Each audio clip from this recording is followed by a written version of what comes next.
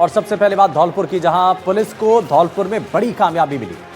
Police ने नाबालिग से रेप करने वाले आरोपी को वृंदावन से गिरफ्तार कर लिया। आपको बता दें कि नौकरी का झांसा देकर आरोपी ने 16 साल की नाबालिग का पहले बलात्कार किया और उसके बाद से ही वो फरार चल रहा था। पुलिस ने आरोपी को महिला के वेश में गिरफ्तार किया। क्या ये पूरा मामला है, इस रिपोर्ट में आपको दिखाते हैं।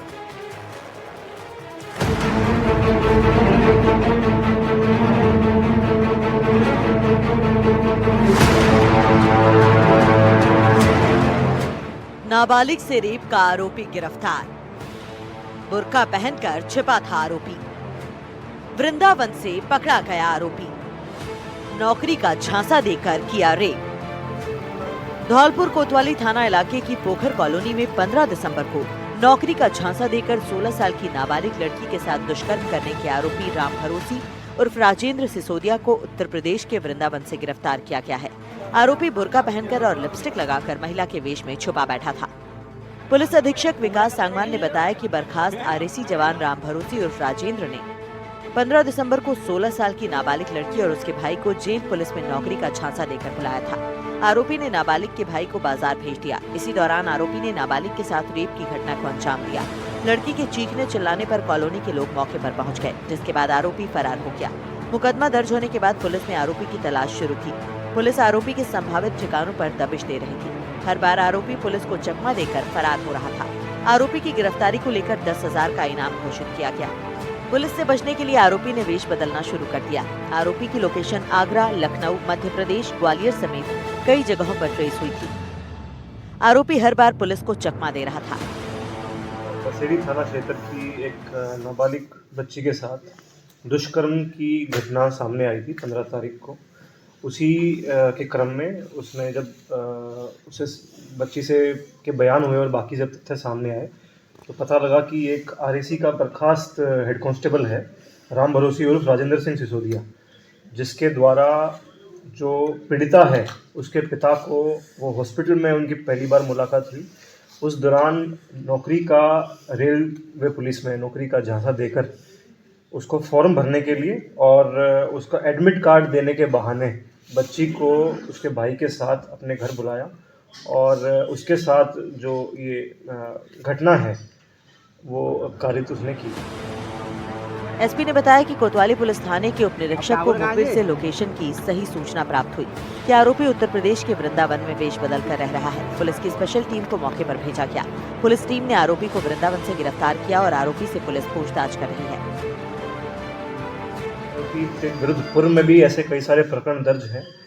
शातिर अपराधी मौके से फरार हो गया और तब से विभिन्न स्थानों पर, जैसे मुख्य रूप से मैं बताऊं आपको, जहां जहां टीम ने दबिश दी इसकी सूचना जैसे हमें प्राप्त हुई, सेपू में, कैथरी में, बसई नवाब, खैरागढ़ में, आगरा, शमशाबाद, मथुरा, मुरैना, ग्वालियर, वृंदावन, दिल्ली और लखनऊ, विभिन्न स्थानों पर टीम के द्वारा दबिश दी गई और आज जो टीम है उसको सुबह वृंदावन से जो है गिरफ्तार करने में सफलता प्राप्त हुई। मैंने बताया कि ये विभिन्न स्थानों पर अलग अलग रूप के साथ, कहीं इसने जब टीम्स विभिन्न जगहों पर रेड कर रही थी तो हमें पता लगा कि इसने आज कहीं ट्रैक सूट खरीदा है, कहीं इसने जैकेट बदली है और बार बार ये अपना नाम, अपना पदनाम, कहीं इसने अपने आप को पुलिस इंस्पेक्टर बताया, कहीं इसने अपने आप को रिटायर्ड डिप्टी एसपी बताया। तो इस तरह से अपनी आइडेंटिटी को छुपाकर, अपने वेशभूषा को छुपाकर ये विभिन्न स्थानों को बदल रहा था। अभी जो लेटेस्ट इसको हमने पकड़ा वो वृंदावन में जो है ये किसी महिला का के वस्त्र पहनकर, जो है वेशभूषा पहनकर, अपने आप को बेसिकली छुपाकर ये फिर रहा। पुलिस अधीक्षक विकास सांगवान ने बताया कि शातिर किस्म का अपराधी राम भरोसी पुलिस से बचने के लिए हर बार वेश बदल रहा था। कभी ट्रैक सूट तो कभी जैकेट पहनकर वीआईपी ऑफिसर बन जाता था। जब ये घटना हुई थी तो मामले ने काफी दूर पकड़ा था। घटना के बाद कुशवाहा समाज में आक्रोश भड़क गया था। कुशवाहा समाज के लोग लामबंद होकर धरना प्रदर्शन पर उतारू हो गए। शहर की विधायक शोभा रानी कुशवाहा और उनके पति पूर्व विधायक बीएल कुशवाहा समेत तमाम कुशवाहा समाज के नेता इस मामले को लेकर आक्रोशित थे। 15 दिसंबर को नाबालिग के साथ हैवानियत की घटना होने के बाद ये घटना पुलिस के लिए बड़ी चुनौती बन गई थी। आरोपी को पकड़ने के लिए कई पुलिस टीमों का गठन किया गया। आपको बता दें कि आरोपी राम भरोसी उर्फ राजेंद्र पर पहले से ही पॉक्सो एक्ट के तहत मुकदमा दर्ज है और इसी वजह से उसे आरएसी की नौकरी से बर्खास्त किया गया था। इसके अलावा आरोपी के खिलाफ महिला उत्पीड़न के कई मामले दर्ज हैं। फिलहाल आरोपी पुलिस की गिरफ्त में है और उससे पूछताछ जारी है।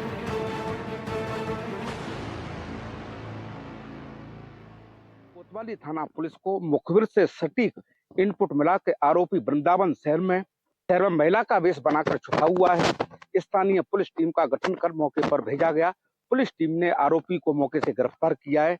फिलहाल आरोपी से पुलिस पूछताछ कर रही है। अनुसंधान के बाद आरोपी को कोर्ट पेश किया जाएगा। धौलपुर से नीरज शर्मा, एनडीटीवी के लिए। वहीं जयपुर में जहर देकर एक युवती की हत्या करने का मामला सामने आया। पड़ोसी युवक ने मिलने के बहाने बुलाकर धोखे से उसे जहर खिला दिया। झुंझुनू में दर्ज रेप केस वापस लेने के लिए आरोपी पड़ोसी उसे धमका रहा था। करधनी थाने में मृतका के भाई ने आरोपी पड़ोसी के खिलाफ हत्या का मामला दर्ज करवाया। आखिर क्या यह पूरा मामला है, आगे हमारी इस रिपोर्ट में आपको दिखाते हैं।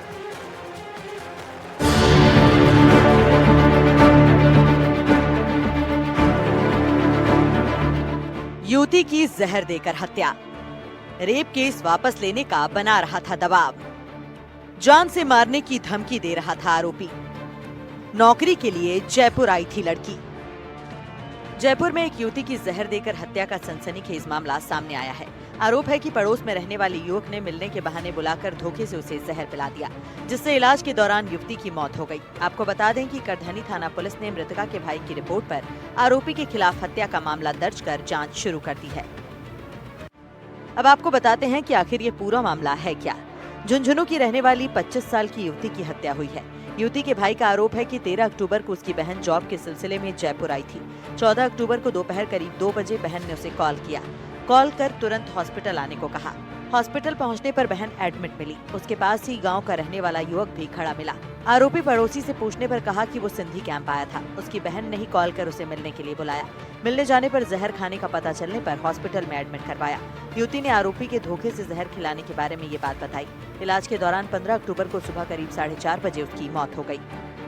ऐसा आरोप है कि अकेला पाकर आरोपी पड़ोसी ने युवती के साथ रेप किया था। दुष्कर्म का अश्लील वीडियो बनाकर ब्लैकमेल कर शोषण करता रहा। ब्लैकमेलिंग से परेशान होकर युवती ने झुंझुनू में आरोपी के खिलाफ केस दर्ज करवाया था, जिसके बाद से केस वापस लेने के लिए वो पीड़ित युवती को जान से मारने और बदनाम करने की धमकी दे रहा था। मामले की गंभीरता को देखते हुए हत्या की धाराओं में FIR दर्ज की गई है। साथ ही मामले की जाँच की जा रही है। FIR है उसमें उसके भाई ने ये लिखा है कि झुंझुनू में उसकी बहन के साथ दुष्कर्म किया। आरोपी उसको लगातार ब्लैकमेल कर रहा था, उसका अश्लील वीडियो वायरल करने की धमकी दे रहा था। उसके बाद बहला फुसला उसको जयपुर लेकर आ गया और जयपुर में उसे जहर देकर मार डाला। बहरहाल पुलिस पूरे मामले की जांच कर रही है। सहयोगी निर्मल के साथ दीपक चावला, NDTV जयपुर। और बीकानेर के सदर थाना क्षेत्र की सादुलगंज कॉलोनी में एक व्यापारी के मकान पर हुई फायरिंग की सनसनीखेज वारदात में जिला पुलिस को बड़ी सफलता मिली। पुलिस ने इस मामले में 25,000 रुपए के इनामी बदमाश को गिरफ्तार कर लिया और 4 महीने पहले इस कारोबारी के घर के बाहर बाइक सवार बदमाशों ने हेलमेट पहनकर फायरिंग की थी और इस घटना के बाद इलाके में दहशत फैल गई, लोगों में डर बन गया था। आखिर क्या यह पूरा मामला है, आगे आपको दिखाते हैं।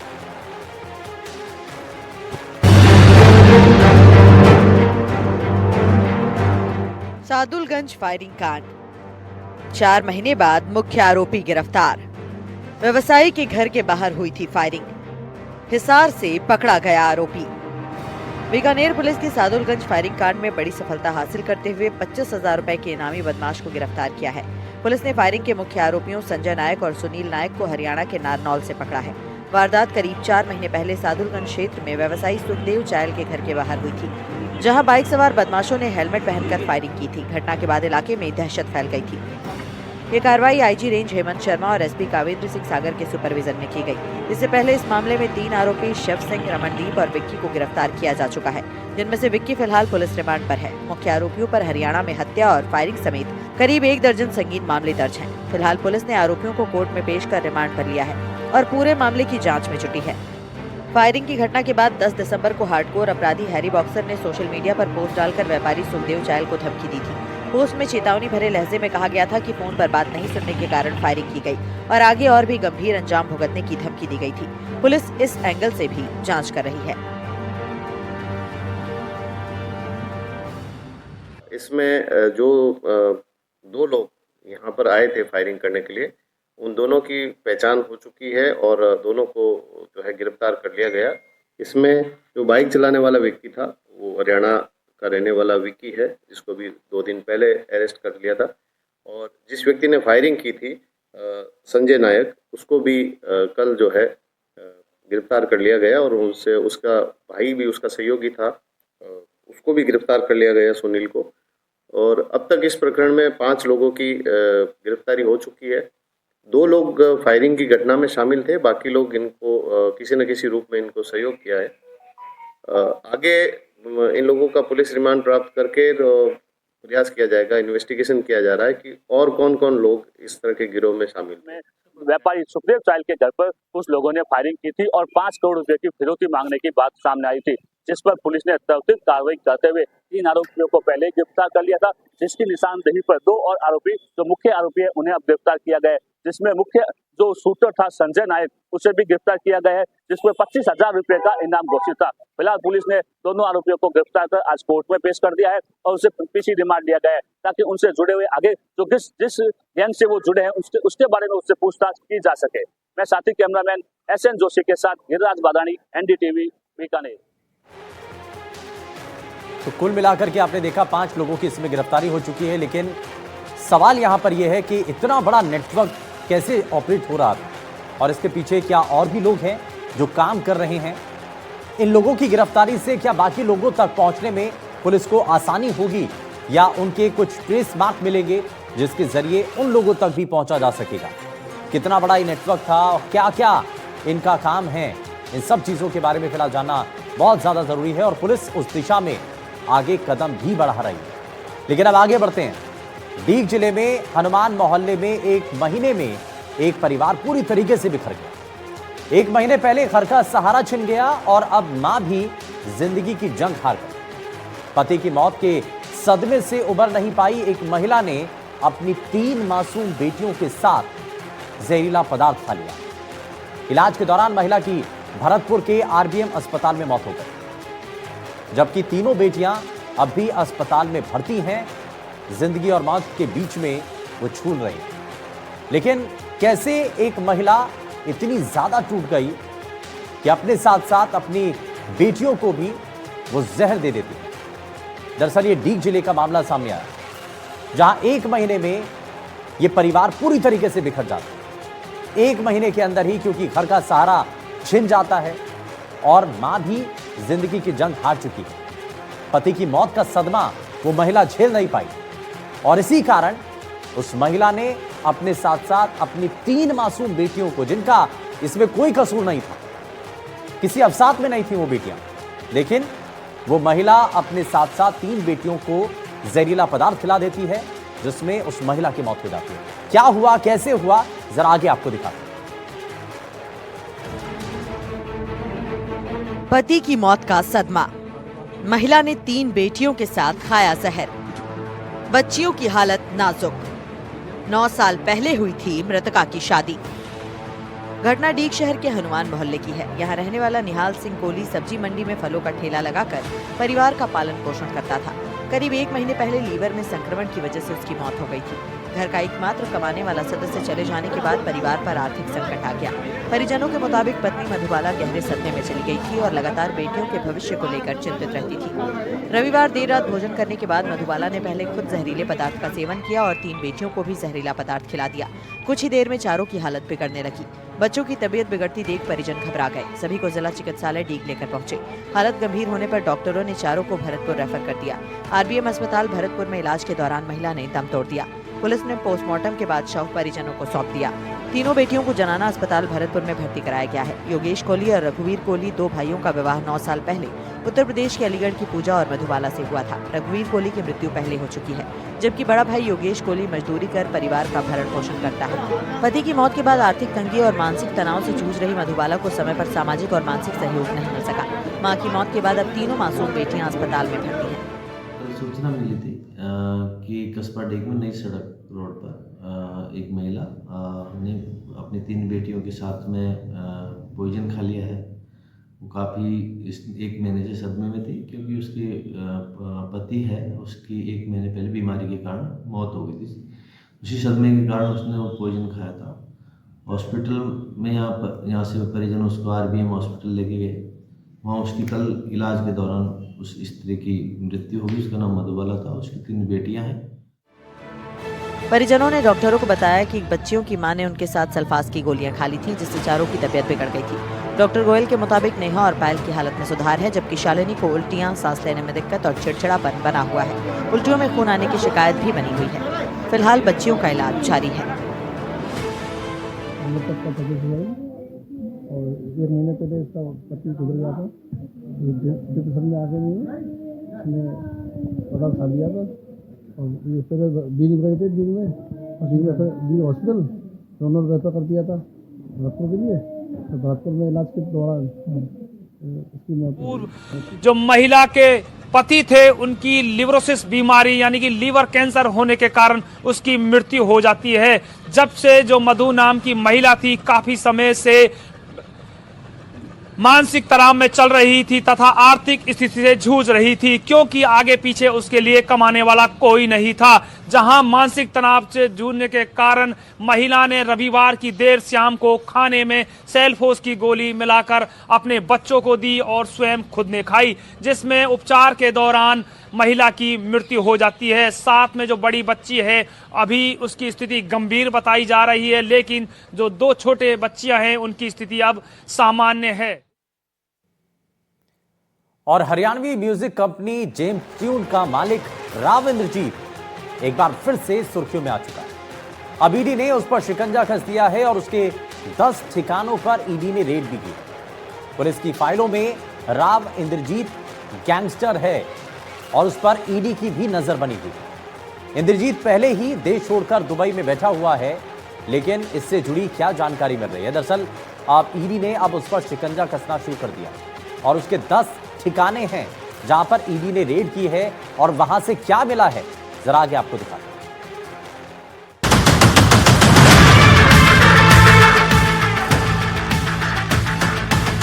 पुलिस की सुरक्षा, काफिले में महंगी गाड़ियां, सेलिब्रिटी से मिलना जुलना, नेताओं से नजदीकियां। ये सब सुनकर आपको लग रहा होगा कि कोई हाई प्रोफाइल शख्स की बात हो रही है। कोई अभिनेता या बड़ा बिजनेसमैन हो सकता है, लेकिन यहां बात हो रही है हरियाणा के एक कुख्यात गैंगस्टर की, जिसका नाम है राव इंद्रजीत यादव। राव इंद्रजीत यादव पुलिस की सुरक्षा में चलता है। काफिले में सबसे महंगी गाड़ियां होती हैं, सेलिब्रिटीज से मिलता है, नेताओं से नजदीकियां किसी से छिपी नहीं है। प्राइवेट जेट में उड़ता है और एक दिन उसी जेट में उड़कर दुबई पहुंच गया, फिर कभी वापस ही नहीं आया।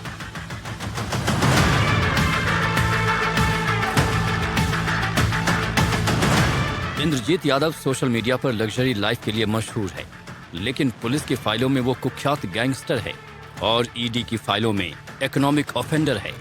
Indrajit Yadav Haryanvi music company Gem Tunes का मालिक भी है। अब उस पर ईडी का ताबड़तोड़ एक्शन जारी है। ईडी ने दिल्ली, गुरुग्राम और रोहतक में बड़ी कार्रवाई करते हुए इंद्रजीत के 10 ठिकानों पर छापेमारी की। ये कार्रवाई उसके साथियों और अपोलो ग्रीन एनर्जी लिमिटेड और अन्य जुड़ी कंपनियों के खिलाफ चल रहे मनी लॉन्ड्रिंग केस में की गई है। ईडी की जांच में पता चला है कि इंद्रजीत सिंह यादव अवैध वसूली, जबरन लोन सेटलमेंट, हथियारों के दम पर धमकी और ऐसे गैर कानूनी कामों से करोड़ों रुपए कमा रहा था। इसी काली कमाई को मनी लॉन्ड्रिंग के जरिए छिपाया जा रहा था। ये सारे मामले कैसे सामने आए, इसकी पूरी टाइमलाइन आपको बताते हैं। इंद्रजीत यादव पर एक्सक्लूसिव खुलासे। दिसंबर 2024 में फाइनेंसर मंजीत डिघल की हत्या की जिम्मेदारी हिमांशु भाव ने ली। इसी केस में राव इंद्रजीत यादव नाम पहली बार सामने आया। हत्या के बाद इंद्रजीत देश छोड़कर भाग गया। जुलाई 2025 में रैपर फाजिल पुरिया पर फायरिंग। इंद्रजीत यादव के सोशल अकाउंट ने भी जिम्मेदारी ली। अगस्त 2025 में फाजिलपुरिया के फाइनेंसर रोहित शौकीन की हत्या। ऑनलाइन पोस्ट में इंद्रजीत ने जिम्मेदारी ली। अगस्त 2025 में एल्विश यादव के घर ताबड़तोड़ फायरिंग की जिम्मेदारी हिमांशु भाऊ गैंग ने ली। पोस्ट में फिर राव इंद्रजीत का नाम सामने आया। हरियाणा के एडीजी YS पूरन कुमार की आत्महत्या। रोहतक पुलिस के SI संदीप लाठर की भी आत्महत्या। SI संदीप लाठर ने नोट और वीडियो छोड़ा था। वीडियो में इंद्रजीत का नाम लिया गया। IPS YS पूरन ने इंद्रजीत से 50 करोड़ की डील की। हत्या के मामले में IPS पर पैसे लेने का आरोप लगाया। ईडी के मुताबिक इस अवैध कमाई से इंद्रजीत सिंह यादव ने महंगी प्रॉपर्टी, लग्जरी कारें खरीदी और शाही जिंदगी जी, जबकि इनकम टैक्स में बेहद कम आमदनी दिखाई गई। ईडी की छापेमारी में 5 लग्जरी कारें, 17 लाख रुपए नकद, बैंक लॉकर, कई अहम दस्तावेज, डिजिटल डिवाइस और डेटा बरामद किए गए हैं। इतना ही नहीं, जांच में ये भी खुलासा हुआ कि इंद्रजीत ने एक खास वेबसाइट और पोर्टल बनवाया था, जिसके जरिए कॉर्पोरेट कंपनियों और प्राइवेट फाइनेंसरों के बीच लोन सेटलमेंट का खेल चलाया जाता था। हमारी खास पेशकश में फिलहाल के लिए बस इतना ही, लेकिन तमाम बड़ी खबरों को जानने के लिए आप बने रहिए NDTV राजस्थान के साथ। नमस्कार।